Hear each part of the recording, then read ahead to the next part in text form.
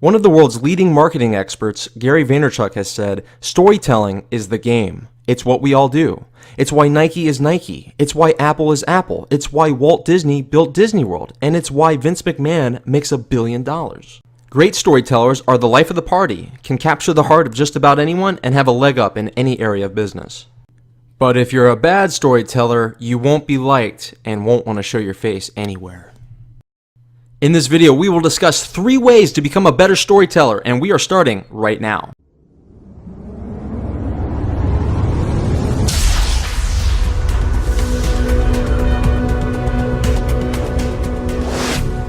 Number 1, start with a hook. When you start your story, you have to capture the audience's attention, have them asking questions, and get them saying, "Tell me more." One easy way is to start with a statement. You could say something like, "You won't believe what happened to me today." Have you ever made a decision that almost cost you your life? Or you could immediately jump into the story. Years ago, I jumped off that bridge and was wondering if I was going to break any bones. And the last tip might surprise you on how to hook the audience. Silence. You'll be amazed to find what pausing just for a moment before starting your story will do. I will say, it does build tension, it can be uncomfortable, but that tension captures the audience, it hooks them. Whatever technique you use, remember, these are hooks. They have to capture your audience's attention. If they don't, there's no point to telling the story. You have to hook them first. Number 2, have a you focus. Here's one point to illustrate this you focus.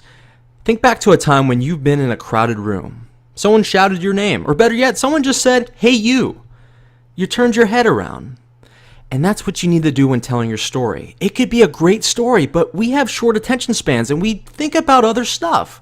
But if you can take a moment and say, "What do you think about that? How does that make you feel? How would you handle that situation?" It immediately gets them back on track. When you're in a group of people, don't say "you guys" when addressing the audience. Say "you." Single them out. And if you can use their name, the better. In the book, How to Win Friends and Influence People by Dale Carnegie, he states that a person's name is the sweetest sound in their language. Remember this, if you focus on your audience, ask them questions, have them reflect, they're going to focus on you. Have a you focus. Number 3, have a clear point to telling your story and explicitly state it. As you're telling your story, your audience, whether you know this or not, is asking these 2 questions and you have to answer them.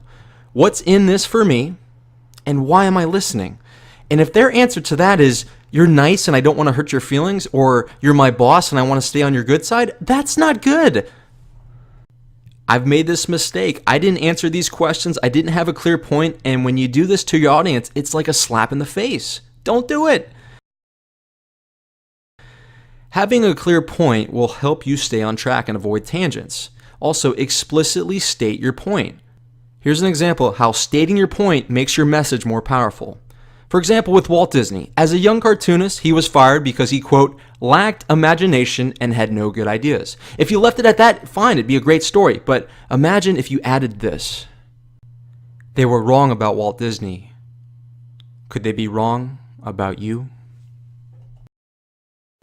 The point to telling your story will make your audience want to do something, think something, or feel something. But emotion might be the most powerful. Think about this quote from Maya Angelou. "I've learned that people will forget what you said, people will forget what you did, but people will never forget how you made them feel." I imagine you want to be a memorable storyteller. Before you start your story, ask yourself this: what do I want to make them feel? Think about that quote we opened up with from Gary Vaynerchuk. Storytelling is the game. It's what we all do. Do you want to be a good storyteller or a bad one? If you want to be a good one, think about these 3 points. Opening with a hook, with a statement, with a question, or simply pausing, with your goal to hook the audience in and get them saying, "Tell me more." Next, the you focus. If you're in a group of people, use you. And people drift off. We have a short attention span. Remember to ask thought-provoking questions with a you-directed focus. What do you think? What do you feel? What would you do here? And if you have the ability, single their name out. Remember, their name is the sweetest sound they will ever hear. Lastly, have a point to your story and explicitly state the point. This key point should get the audience to do something, think something, or feel something. And remember, emotion is powerful. Think about Maya Angelou's quote, "People never forget how you made them feel. Make them feel something." My friend, my point for making this video was to make you feel that you can be the life of the party. You can capture the heart of just about anyone, and you can have a leg up in business if you're a great storyteller. Focus on these 3 points. Hook them, focus on them, and give them a point. My friend, I have so many more tips for you on how to be a better storyteller. If you want more, subscribe to my channel today and make sure to hit the bell notification so you don't miss anything. This is Michael Unks, doing everything I can to make sure life doesn't slap you in the face. See you next time.